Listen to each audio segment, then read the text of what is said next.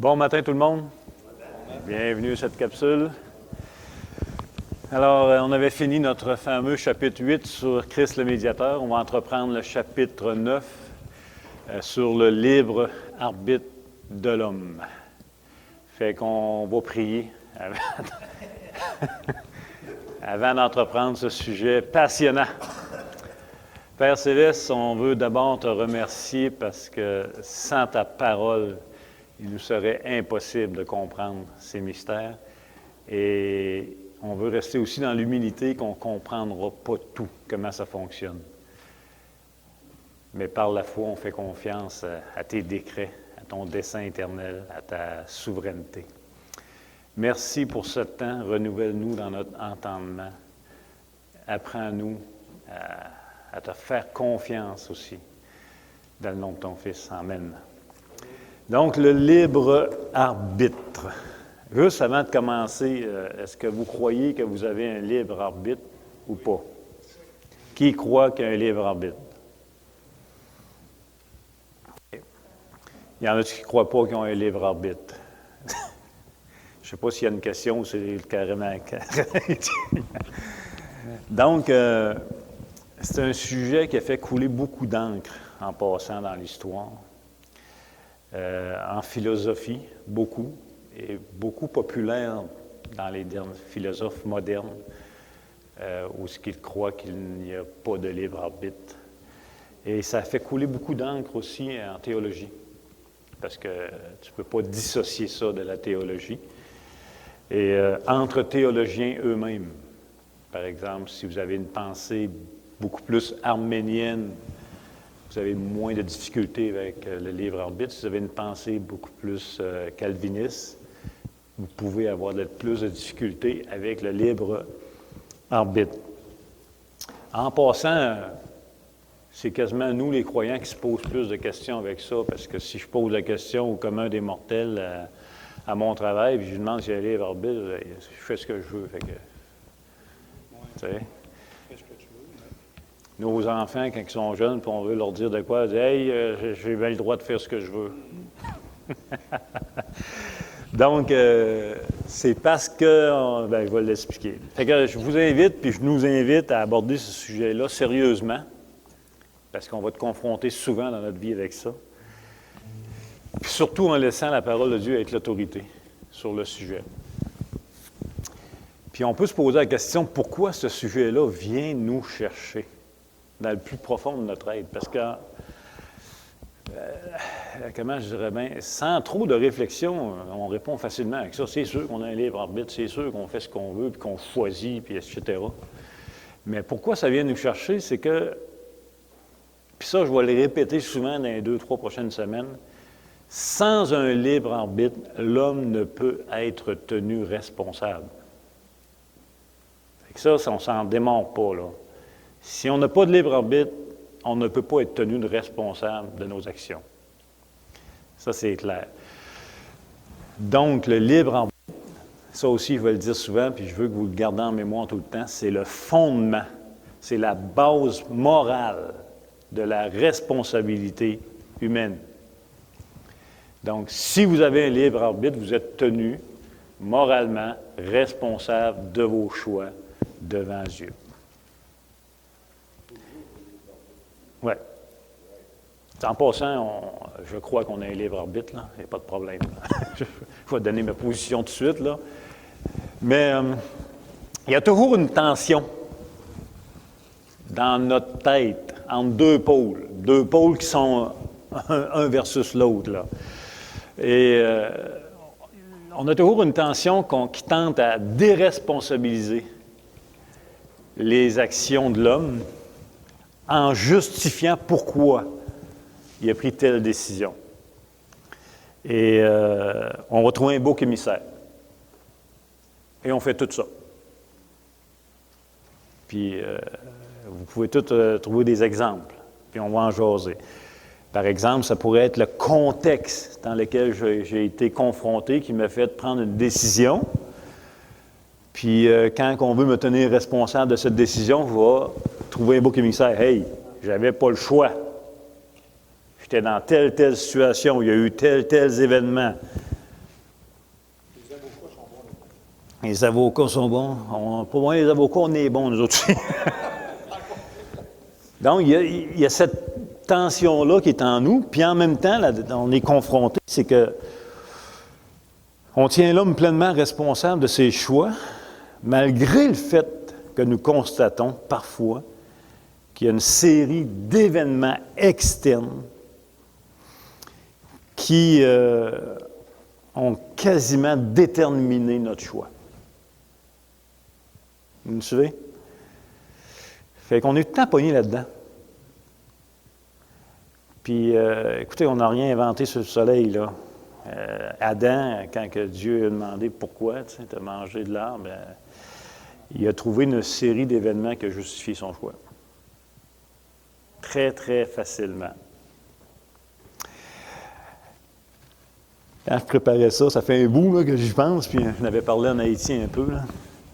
Mais le plus drôle, là, c'est que si vous m'auriez demandé mon avis sur le libre arbitre quand je me suis converti, ou les 20 premières années de ma conversion, je leur ai dit pas de problème, vous enseignez ça en 5 minutes. Là. C'est aucun problème, c'est simple. Puis je vous aurais expliqué ça simplement, là, le libre arbitre. Écoutez, Dieu fait payer à la croix, il vous donne le choix de croire, vous avez rien à croire, c'est votre décision, c'est votre choix. Il n'y a personne qui va au ciel avec un plâtre et le bras cassé parce qu'on lui a tordu le bras pour croire. Puis faites comme moi j'ai décidé de croire, bien, c'est ça le libre arbitre. Vous avez le choix de dire oui, de dire non. Puis ça aurait été très, très, très simple à expliquer de ma part. Très naïvement aussi, mais j'avais pas de problème avec le libre arbitre dans mes premières années de conversion, c'était simple.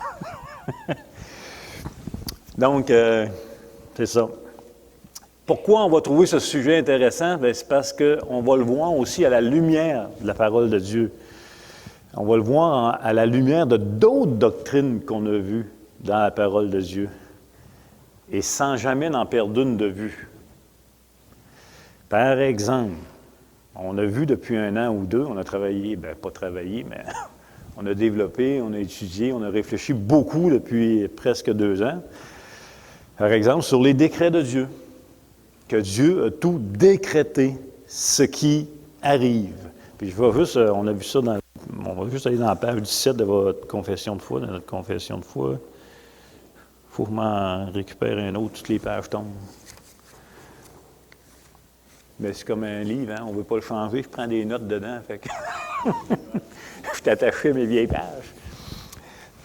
On se rappelle un petit passage de toute éternité, selon le très sage et saint conseil de sa propre volonté, Dieu a décrété en lui-même, librement et immuablement, toute chose qui arrive, de telle manière, cependant, qu'il n'est pas auteur du péché et n'a de communion avec quiconque en ce domaine. Il ne fait pas violence à la volonté de la créature, mais la liberté ou la contingence de cause seconde sont bien plutôt établies. Bien qu'il sache tout ce qui peut ou doit arriver, Dieu, cependant, n'a pas décrété telle chose parce qu'il la prévoyait comme future ou parce qu'il devait arriver étant donné les conditions préalables. Encore une fois, c'est de quoi qu'on a vu. Donc, Dieu a tout déterminé d'avance ce qui arriverait dans ses décrets et il ne l'a pas déterminé parce qu'il l'a vu d'avance. Ce qui arrive, c'est ce qu'il a décrété. Donc, toujours dans le but, le meilleur exemple, c'est la conversion. Il ne vous a pas élu avant la fondation du monde parce qu'il a vu d'avance qu'un jour, vous allez vous tourner vers lui. Vous vous tournez vers lui parce qu'il vous a élu avant la fondation du monde. Vous me suivez? C'est bien important. Donc, on a vu beaucoup les décrets de Dieu, puis il y a d'autres paragraphes là-dedans. C'est hallucinant. Là. Par le décret de Dieu pour la manifestation de sa gloire, certains hommes et certains anges sont prédestinés ou préordonnés à la vie éternelle par Jésus-Christ, à la louange de sa glorieuse grâce, les autres étant laissés à agir selon leurs péchés. Donc, pourquoi le libre arbitre, entre autres, devient un sujet passionnant et plus profond? Bien, c'est parce qu'à la lumière, par exemple, d'une doctrine biblique qui s'appelle les décrets, la souveraineté de Dieu, c'est pas si simple que ça. Si Dieu contrôle tout, si Dieu est souverain sur tout, ai-je réellement un libre arbitre? Si Dieu a déterminé d'avance mes choix exercés par ma propre volonté, est-ce que je peux appeler ça un libre arbitre? Suis-je une marionnette? On entend souvent ça. Tu sais, c'est l'argument beaucoup des Arméniens, là, ceux qui croient que l'homme a en lui-même, en tant que mort spirituelle, la capacité de se tourner vers Dieu, bien, ils vont accuser ceux qui croient à l'élection qui dépend de Dieu seul. Ils vont nous accuser, mais tu n'as pas de choix, tu n'as pas de libre arbitre, tu es une marionnette aux mains de Dieu. Non. Mais la question se pose, est-ce qu'on est une marionnette dans les mains de Dieu puisqu'il a décrété tout d'avance? Ou, on pourrait bien défouer la victime. Suis-je une victime du système de Dieu, tiens? Suis-je une victime de sa souveraineté? C'est pour ça que le sujet du libre arbitre devient beaucoup plus profond, puis je ne me considère pas du tout un spécialiste dans le domaine, là. Je parlais avec un monsieur en fin de semaine qui nous référait à un autre monsieur qui a fait un doctorat juste sur ce domaine-là. Moi, ça va être en quelques pages. Puis, quasiment inspiré de toutes d'auteurs. Mais, tout le long qu'on va parler du libre arbitre, je veux que vous gardez en mémoire cette doctrine des décrets de Dieu qu'on a vu pendant longtemps. Il faut que ça soit harmonieux avec ça. Comment je peux voir mon libre arbitre avec la doctrine de la dépravation totale de l'homme? L'homme, après la chute, est dépravé, pas partiellement, totalement. On l'a vu. Nous sommes décrits comment en étant pécheurs? Nous sommes décrits comme esclaves du péché. Esclaves du péché. Écoutez, le mot « esclave » en lui-même annule quasiment toute possibilité d'être libre. Tu sais, quand tu dis que quelqu'un est esclave, c'est l'inverse de la liberté. On est esclave du péché. Est-ce que j'ai un libre arbitre dans l'esclavage du péché si je suis un esclave? La question se pose. J'ai été conçu dans le péché, je suis né esclave du péché, je suis né ennemi de Dieu, incapable de l'aimer. Je suis par nature incapable de faire un bien quelconque favorable à Dieu. C'est ça un esclave du péché. Il n'y a aucune bonne action, si bonne étant, si belle étant, a un impact pour être recevable devant Dieu. Je suis né incapable de me tourner vers Christ, selon les Écritures. Je suis né incapable de me tourner vers Christ. Nul ne cherche Dieu. C'est le pasteur Jérôme qui a dit ça la semaine passée. Je cherchais Dieu et j'ai compris que c'est lui qui m'a poussé à le chercher, quelque chose de même, là. Mais par nature, par esclavage, péché, je ne cherche même pas, puis je ne suis même pas capable de me tourner vers lui. Et non seulement je suis incapable, mais mon esclavage va encore plus loin, je ne veux pas me tourner vers lui. Je ne veux pas. Comment Dieu peut-il me tenir responsable de ne pas me tourner vers lui dans un état d'esclavage comme ça? Fait que c'est là que le libre arbitre devient intéressant à réfléchir. Et si Dieu me tient responsable, c'est parce que j'ai un libre arbitre que j'exerce par une volonté. Rappelez-vous le fondement. Pas de libre arbitre, pas de responsabilité morale. Est-ce que Dieu tient responsable un esclave du péché, donc un pécheur, de ne pas se tourner vers lui? Certainement. Donc, s'il le tient responsable, c'est parce qu'il y a un libre arbitre. Comment je peux avoir un libre arbitre en étant esclave du péché? Voyez-vous, ça commence à être moins simple déjà là. Rajoutez à ça l'élection. On a parlé beaucoup d'élection. Écoutez, prendre conscience que c'est Dieu qui choisit l'esclave du péché avant la fondation du monde, sans aucune condition préalable, et seulement selon son bon plaisir, c'est assez de décrocher. Je me suis dit, OK, fais ce que tu veux. Où est mon libre arbitre dans l'élection? L'appel efficace. qu'on a vu aussi. Si nous croyons, si nous ajoutons foi à la parole de Jésus-Christ qui dit, qui déclare que ces brebis entendent sa voix et elles vont me suivre. Et il va dire à d'autres, vous ne me croyez pas, vous ne me suivez pas, parce que vous n'êtes pas mes brebis. Qui est la brebis, sinon celui que Dieu a élu avant la fondation du monde?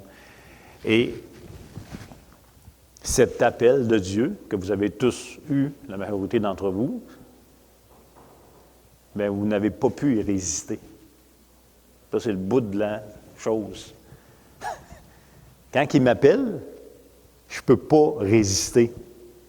Je me tourne vers lui. Donc, ai-je vraiment un libre arbitre, un choix d'exercer ma volonté quand je réponds à un appel que je ne peux résister?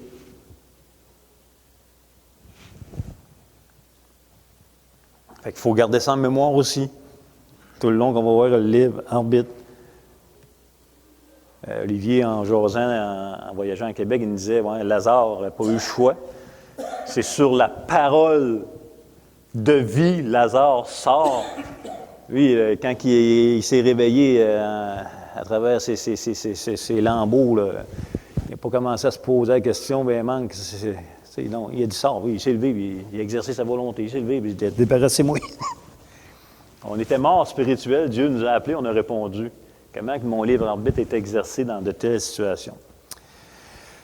Néanmoins, si l'Écriture peut nous mêler, dans notre compréhension avec toutes ces doctrines-là qu'on a vues, c'est aussi l'Écriture qui nous démêle le mieux. C'est l'Écriture qui nous explique parfaitement cette tension. La souveraineté de Dieu est compatible avec la volonté humaine.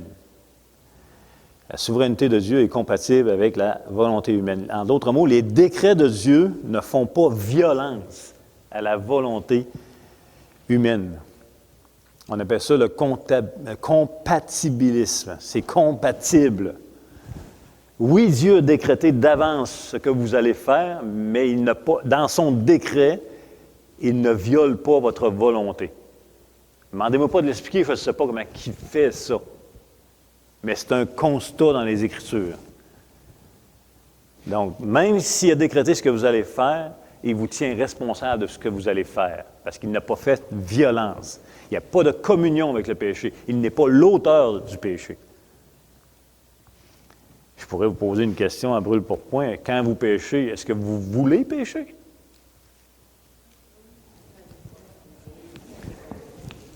J'espère bien. Non, mais tu sais, ça se dit mal comme prédicateur, là. C'est pas comme un message qu'on veut crier sur toi, mais je veux dire, c'est un constat. On va le voir probablement la semaine prochaine. Donc, le 1689, dans son chapitre sur le libre arbitre, il y a 5 paragraphes. Et le premier paragraphe répond à la question, est-ce que l'homme a un libre arbitre? En d'autres mots, est-ce que Dieu, lorsqu'il a créé l'homme, l'a doté d'un libre arbitre? Ça, c'est le premier paragraphe, on va le voir aujourd'hui. Ensuite, la 1689 fait une distinction importante. Et sans cette distinction-là, on va toujours avoir de la misère à comprendre ou à accepter les décrets, la souveraineté, l'élection, l'appel, l'efficace, etc., versus nous. Elle fait une énorme différence, et on va la faire, et vous allez la comprendre facilement, entre avant la chute, après la chute. Donc, Dieu a créé l'homme, il l'a doté d'un libre arbitre, et on le voit avant la chute. Après la chute, l'esclavage du péché, on va voir aussi le libre arbitre, mais c'est important de voir qu'il y a eu une différence. Il y a de quoi qui s'est perdu en cours de route. Ensuite, elle va faire aussi la différence entre l'homme régénéré. Et elle va nous amener dans l'état de glorification. S'il y a 4 stades, 4 périodes, 4 ères, il y a avant la chute. Vous allez nous dire, moi, je n'étais pas là, ça ne m'intéresse pas, mais on était là en Adam. Fait que ça va nous intéresser. Après la chute, c'est pas compliqué, on l'a vécu, on le vit encore. Pour beaucoup de gens, ça s'arrête là. parce qu'ils vont mourir dans leur état de péché. Pour le croyant, il tombe dans un état de régénération, c'est nous. Comment notre libre arbitre se manifeste en tant que régénéré. Et le croyant se rend dans l'état de glorification. Un jour, on va ressusciter avec un corps glorifié. Bien, rendu dans l'état éternel, est-ce qu'on a encore un libre arbitre? Et si oui, comment il va se manifester? Fait que ces 4 stades-là, on va les voir. Et c'est comme ça que la 1689 le développe. Puis je suis vraiment d'accord et content que ce soit comme ça. Parce que si on ne fait pas de distinction, on va venir bien mêler. C'est vraiment important. Ce qui va nous aider à comprendre le libre arbitre de l'homme, c'est premièrement de préciser de quel stade ou de quelle époque de l'homme on parle. Est-ce qu'on parle de Adam avant la chute? Est-ce qu'on parle de Adam après la chute? Est-ce qu'on parle d'un Adam après la chute né de nouveau ou pas? Et est-ce qu'on parle de la finitude dans notre glorification? Si on ne précise pas le stade, on peut venir mêler pas mal. Ça va? En plus, pour comprendre un état où nous sommes, par exemple, en tant que pécheurs, bien, il faut comprendre d'où on vient. Fait que les étapes sont liées entre eux autres. On ne pourra jamais, pour interpréter l'esclavage du péché, pour interpréter notre libre arbitre sous l'esclavage du péché, tu ne peux jamais dissocier d'où tu viens, donc en Éden, avant la chute, lorsque Dieu nous a créés. C'est lié. Tu ne peux pas faire une coupure de dire « je ne viens pas de là parce que tu vas te manquer de quoi ». Donc, c'est tout le temps lié. Pour comprendre mon libre arbitre en tant qu'enfant de Dieu, avec la possibilité d'obéir et de désobéir, bien, je ne peux pas couper le lien que j'ai été complètement esclave du péché. Puis pour comprendre la fin, il faut que tu comprennes le début. On va faire quoi dans l'éternité? Bien, on va faire ce qui était prévu au début. C'est tout le temps lié. Fait qu'on ne peut pas y dissocier. Vous me suivez? Oui? Faites des hochets, bonnets. Aidez-moi quelqu'un. Donc, le mot arbitre, on parle du libre arbitre, ça se dit bien, ça, là. Le mot arbitre, ça vient d'un mot latin, là, que je ne prononce pas, que je ne connais pas le latin, mais je sais que ça signifie choix. Donc, quand on parle de libre arbitre, on parle d'un choix. Vous exercez un choix. Vous exercez une décision. Vous jugez une situation. Ça vient de, c'est ça le mot, arbitre. Choix, décision. Et lorsqu'on dit que nous avons un libre arbitre, bien, une bonne question à se poser, mais on est libre de quoi? De décider ce qu'on va faire. De décider ce qu'on va faire, mais pourquoi tu es libre de décider ce que tu vas faire? Tu es libre de quoi? Qu'est-ce qui pourrait te rendre esclave? Regarde, on est libre de quoi? Notre volonté, on dit qu'on a un libre arbitre, notre volonté de décision est libre de quoi? Il faut se poser la question. Pardon? Oui, je comprends ce que vous voulez dire, mais si vous dites que vous avez un libre arbitre, c'est parce qu'à l'inverse, il y en a qui vont dire qu'ils ne l'ont pas, sont prisonniers de. Il y a un lien. Vous êtes libre de quoi? Je venais parler un petit peu tantôt. Regardez bien. À l'inverse, si vous êtes un philosophe, moderne surtout, parce que c'est surtout les derniers philosophes qui tendent à dire qu'il n'y a pas de libre arbitre. Donc, si vous êtes un philosophe et que vous croyez que l'homme n'a aucun libre arbitre, bien, la question que je poserais à cette personne serait, mais qu'est-ce qui contrôle l'homme pour l'empêcher qu'il exerce un libre arbitre? Nous, on dit qu'on a un libre arbitre. On est libre de quoi? Si Lauréat dit qu'on n'a pas de libre arbitre, je vais lui demander, mais c'est quoi qui t'empêche d'avoir un libre arbitre? C'est quoi qui te contrôle pour que tu dises que tu n'as pas de libre arbitre? Vous me suivez? Pardon? Oui. Mm-hmm.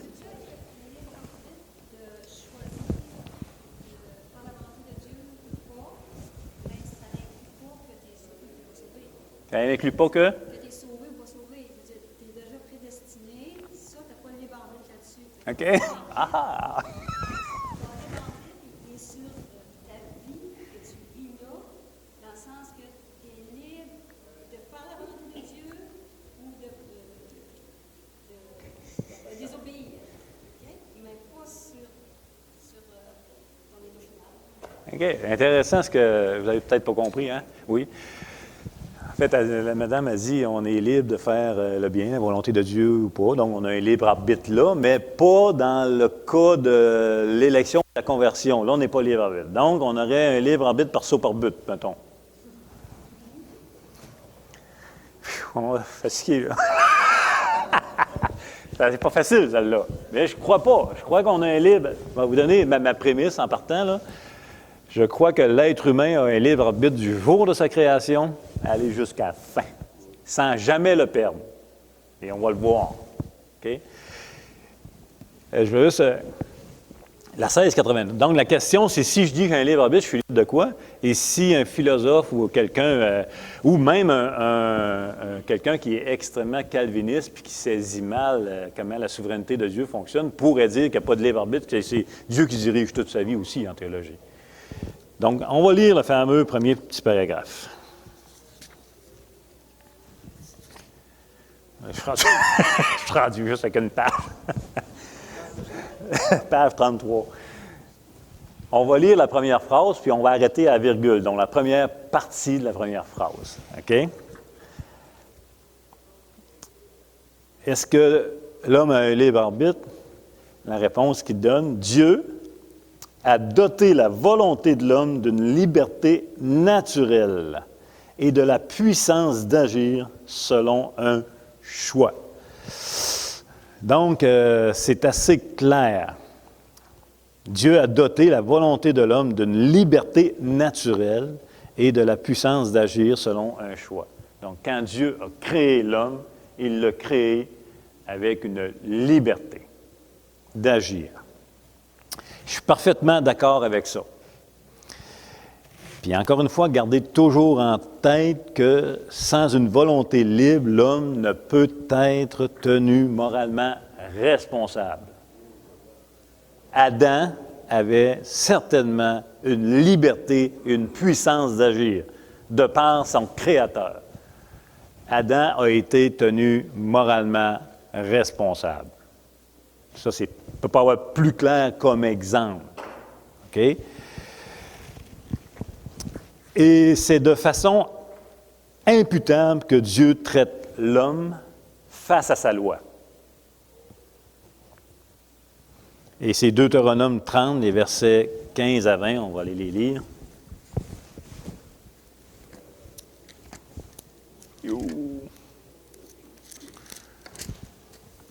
Deutéronome chapitre 30, on va lire les versets 15 à 20. Vois, je mets aujourd'hui devant toi la vie et le bien, la mort et le mal. Car je te prescris aujourd'hui d'aimer l'Éternel, ton Dieu, de marcher dans ses voies et d'observer ses commandements, ses lois et ses ordonnances, afin que tu vives et que tu multiplies, et que l'Éternel, ton Dieu, te bénisse dans le pays dont tu vas entrer en possession.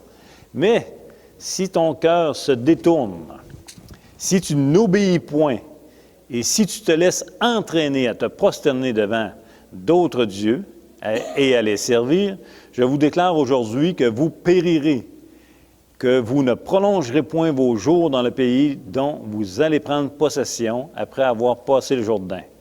J'en prends aujourd'hui à témoin contre vous le ciel et la terre. J'ai mis devant toi la vie et la mort, la bénédiction et la malédiction. Choisis la vie afin que tu vives, toi et ta postérité. Pour aimer l'Éternel, ton Dieu, pour obéir à sa voix et pour t'attacher à lui. Car de cela dépendent ta vie et la prolongation de tes jours, et c'est ainsi que tu pourras demeurer dans le pays que l'Éternel a juré de donner. Dieu met la vie et la mort devant, et c'est toujours face à sa loi. La loi de Dieu, il la place devant nous. Et il nous interpelle. Obéis à ma loi. Il dit choisis. C'est la volonté qui est interpellée ici, là. Choisis. La volonté est clairement interpellée. Et il sera clairement responsable de son choix. C'est la vie ou la mort. Donc, est-ce que Dieu a doté l'homme d'une volonté libre, avec une puissance et une capacité d'agir? Oui. Et d'obéir à quoi? À sa loi, qu'on pourrait résumer à sa volonté, qu'on pourrait résumer le but pour lequel tu as été créé. La deuxième portion de la phrase explique de quoi qu'on est libre. Vous posez la question tantôt, vous êtes libre de quoi? La deuxième portion de la phrase. Je vais relire la première. Dieu a doté la volonté de l'homme d'une liberté naturelle et de la puissance d'agir selon un choix qui ne sont ni contraintes, ni déterminées à faire le bien ou le mal par quelque nécessité de nature. Hey, je pensais de faire toute ma leçon. Je vais essayer de couper ça d'une place pour que ça suive bien avec la semaine prochaine, OK? De quoi l'homme est-il libre dans son choix de bien ou de mal? Bien, il est libre de toute contrainte. En d'autres mots, de toute entrave. De toute entrave qui l'oblige. De toute violence qui l'oblige. Vous vous souvenez quand Dieu il dit « J'ai tout décidé, mais je n'ai pas fait de violence à votre volonté. » Donc, premièrement, vous êtes libre de toute contrainte possible. Et deuxièmement, vous êtes libre du déterminisme. C'est ni déterminé d'avance. Là, c'est là-dessus qu'il faut mettre beaucoup de compréhension. C'est très important de comprendre ce mot. Pourquoi la confession dit que c'est ni déterminé? Vous avez déjà entendu le mot déterminisme. Et on l'utilise en théologie. Quand on dit que Dieu a tout décrété d'avance, il a tout déterminé d'avance, c'est le déterminisme divin. Il y a aussi le déterminisme naturel ou philosophique ou humain, qui est vraiment opposé du déterminisme divin. C'est quoi un déterminisme, là, pour faire simple? Je l'ai pris dans le dictionnaire, c'est les actions humaines exercées par leur volonté ne sont pas libres parce qu'ils sont liés par une chaîne, une suite d'événements antérieurs. Je vais vous donner un exemple bien niaiseuse. Je suis un évolutionniste, mettons. Je crois à l'évolution de l'homme et non à la création. Donc, j'ai évolué en tant qu'être humain avec un besoin de manger. Hein? Et ça, c'est un paquet d'événements antérieurs à moi par plusieurs types de toutes sortes d'histoires qui a fait que moi, il faut que je mange. Fait que vu qu'il faut que je mange, il faut que je gagne ma vie. Donc, je travaille pour manger. Et par des concours de circonstances, je perds ma job pour des X raisons. Plein d'événements extérieurs à moi. Pas parce que j'ai été méchant à ma job, parce que, je sais pas, moi, je travaillais dans l'acier a baissé de prix, la compagnie a fermé, parce que la ville refuse de leur donner une baisse de taxes. C'est un paquet d'événements, je perds. Hors contrôle, je perds ma job. Mais il faut que je mange pareil. Fait que je me mets à chercher un emploi, puis pour encore un paquet d'événements extérieurs à moi, j'ai une mauvaise réputation, mais injustement. Il s'était passé de quoi dans mon village il y a 10 ans, ça avait passé sur mon dos, sur le cou. Finalement, c'était pas moi du tout, mais les gens se souviennent juste que j'avais été le premier accusé, puis ils n'ont jamais pris en compte que je n'étais pas responsable du tout. Donc, quand je me cherche un emploi, je me rends compte que ma réputation me suit, tu sais. Hey, c'est pas de ma faute, cette affaire-là, là. C'est des événements extérieurs qui sont tous liés, les uns les autres. Mais j'ai toujours faim. Puis là, je reste voisin de quelqu'un qui fait à manger, moi. Elle a fait des tartes. Pensez à Yogi l'ours, là. Elle a fait des tartes, puis elle les a fait refroidir sur le patio en arrière de la maison. Puis là, d'habitude, le samedi, son mari est toujours là, mais là, il est parti avec les enfants parce qu'il y a d'autres événements qui sont arrivés. Son enfant s'est blessé. Ils sont partis, fait qu'il est tout seul à la maison. C'est encore tous des événements liés les uns avec les autres. Puis là, elle a fait la tondeuse en avant, puis les tartes sont en arrière. Puis c'est pas de ma faute, moi, si j'ai vois de ma place. Tu comprends? Il y a une autre circonstance que Maë, que j'avais planté pour ne pas voir le terrain de la voisine, n'a pas poussé parce qu'elle manquait d'eau et qu'elle avait une bonne vue sur la table. Finalement, elle en volé une tarte. Puis après l'avoir mangé, là, après que la convoitise ait passé, puis toute la patente, puis j'ai trop mangé. Là, je me mets à réfléchir, mais qu'est-ce que tu as fait là? Tu as volé une tarte à le cave. Et c'est là que s'enclenche le déterminisme. C'est là que je vais commencer à justifier mon action par une série d'événements à l'extérieur de moi, liés les uns les autres, puis je vais faire des liens, jusqu'à temps de dire « Je ne suis pas responsable d'avoir volé cette Saint-Croix de tarte-là ». Donc, Dieu vient préciser ce point. C'est pas... Vous êtes libre de quoi? De toute contrainte et de tout déterminisme. Votre volonté, vous l'exercez pleinement, vous allez être pleinement responsable, même si tous les événements précédents ont eu comme un effet d'entonnoir à vous faire prendre qu'une seule décision. Vous me suivez-vous, là? C'est bien important. C'est bien, vous le dites, c'est bien important. C'est pour ça que c'est seule la parole de Dieu qui nous fait comprendre que les décrets et la souveraineté de Dieu ne font pas violence à notre volonté. On va voir la semaine prochaine qu'il y a des facteurs atténuants. D'ailleurs, notre système de justice est bâti là-dessus. Il y a des meurtres au premier degré, il y a des meurtres au deuxième degré. La différence entre les deux, c'est qu'il y a des facteurs atténuants. Et même dans la parole de Dieu, on va en voir. Mais jamais, malgré tout ce qui se passe, vous êtes né dans une famille violentée, c'est pas de votre tabarouette de faute, puis je le comprends bien. Vous êtes né dans un pays pauvre, vous êtes plein de situations, vous amènent à avoir des comportements bizarres, bien, vous manifestez un libre arbitre et vous allez être tenu responsable, pareil. Judas, pensez à Judas, Pharaon, on va pouvoir les voir. Aussi. Fait que ce matin, je veux au moins vous retenir libre arbitre, libre de quoi?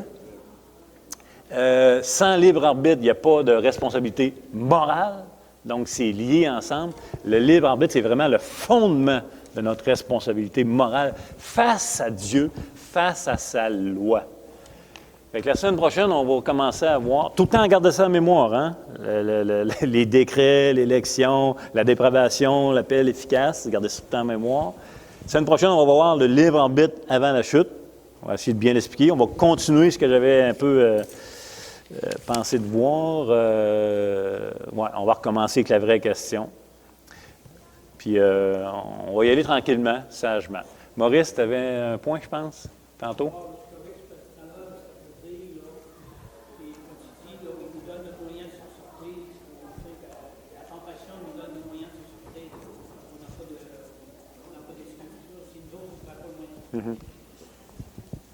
C'est ça. Je sais qu'on a tout le réflexe facile de dire qu'on a un libre arbitre, mais quand on creuse un petit peu, mais ça va être plaisant. Ça va? Bien? Oui? Ah, OK. Bon dimanche.